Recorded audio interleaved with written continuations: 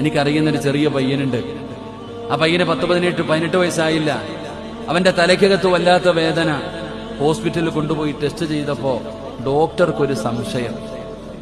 പക്ഷേ എന്താണെന്ന്, brain tumour ആണെന്ന് മനസ്സിലായി. പക്ഷെ അത് എത്ര ശതമാനമുണ്ടെന്ന് തിരിച്ചറിയാൻ പറ്റുന്നില്ല. ഡോക്ടർ 10 ദിവസത്തെ ഗുളികയും കൊടുത്തിട്ട് ഈ പയ്യനെ വീട്ടിലേക്ക് പറഞ്ഞു വിട്ടു. എന്റെ അടുത്ത് വന്നു വല്ലാത്ത സങ്കടം പറഞ്ഞു. ഞാൻ പറഞ്ഞു, മനസ്സിനൊരു സമാധാനം കിട്ടാൻ മഹാന്മാരുടെ ഖബറുകൾ സിയാറത്ത് ചെയ്യുന്ന ഏർവാടി പോയിട്ട് വരാൻ പറഞ്ഞു. അങ്ങനെ ഏർവാടിയിൽ പോയി സിയാറത്തെല്ലാം കഴിഞ്ഞു മടങ്ങി വന്നു. ഞാൻ പറഞ്ഞു, 10 ദിവസം കഴിഞ്ഞിട്ട് ഡോക്ടർ ടെസ്റ്റ് ചെയ്യാൻ പറഞ്ഞിരിക്കുകയാ, നിനക്ക് ബ്രെയിൻ ട്യൂമറാ. ഞാൻ ആ ഉമ്മയോടും ആ മകനോടും പറഞ്ഞു, നിങ്ങൾക്ക് ബ്രെയിൻ ട്യൂമറാണ്, പേടിക്കൊന്നും വേണ്ട. പക്ഷെ അടുത്ത ടെസ്റ്റ് ചെയ്യുമ്പോൾ ഒരൽപ്പം പോലും അണുക്കൾ എന്റെ ശരീരത്തിലില്ല.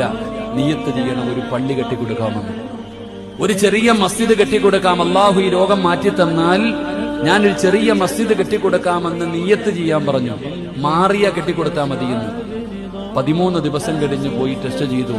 ഡോക്ടർ 2 റിസൾട്ടും എടുത്തിട്ട് പറയുന്നു, ആദ്യത്തെ റിസൾട്ടിൽ 68% ഉണ്ടായിരുന്നു, രണ്ടാമത്തെ റിസൾട്ടിൽ ഒരു അംശം പോലുമില്ല. ഇതാണ് സദഖ.